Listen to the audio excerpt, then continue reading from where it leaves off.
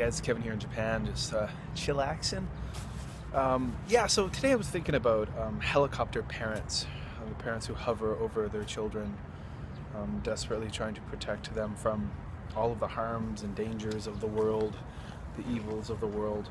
And I think that I'm assuming that those parents must be pretty stressed out all the time because they're always thinking like, oh no, what is my son or daughter doing right now? I hope they don't fall down and hurt their knee. What happens if someone steals them? What happens if they don't get along with their friends? What happens if, to the point where they obsess about it? I really think, I get the impression that helicopter parents really obsess about their children in a very obviously unhealthy fashion. Here in Japan, obviously there are definitely these helicopter parents. I think it's gotten much more the case, more so back in, say, Canada or America. It's much worse.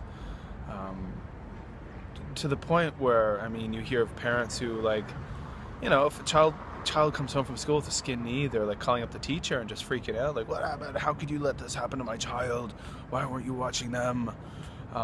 When in reality, getting a skinned knee is just part of being a kid. It has been and always will be. Getting a skinned knee is a good thing for a kid. When my son comes home from school, if he's got a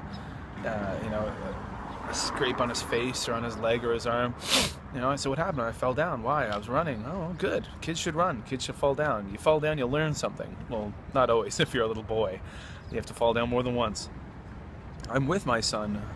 When we play on weekends, I watch him. He's a typical 4-year-old. He doesn't look forward when he runs. He's looking all over the place, and he runs into things. He trips. He falls down. And again, that's just part of being a kid, right? So I don't get upset about that. I don't get upset when he comes home from school and he's got a little injury. If he doesn't get along with his friend, that's just part of being a little kid. Little kids are quite resilient. One moment you're arguing with your friend about something, the next moment you're best friends again. And that's just the way it is, and it's part of growing the process. Children have to learn how to do things by themselves. That's how they learn. Children have to learn how to solve problems. Problem-solving skills are key. They can't have a parent just jumping in there every time there's a situation or problem trying to fix it. That's not your responsibility, parents. Because you're not teaching your kids then. What you need to step back and let them learn for themselves. They need to learn how to develop their own social problem-solving skills. But also, I think kids who have helicopter parents, I'm sure those kids don't take risks. They're chicken. At the end of the day is what it comes down to. They're too scared to try new things because they're always told not to. They're always told not to try new things because they might be dangerous. So they'll try not to take a risk, not to dare to innovate and do cool things, not to climb up onto a bench and jump off the bench, not to climb up into a tree and jump out of the tree. Kids need to learn how to take risks. They need to. I meet too many kids these days who are too scared to get on a slide, who are too scared to do so many things, and it's because they're overprotected. So it's just not healthy. You gotta let kids explore the world for themselves, and that's one thing. I definitely, part of me, I want to raise my kids in Canada, but at the same time, it kind of frightens me a bit.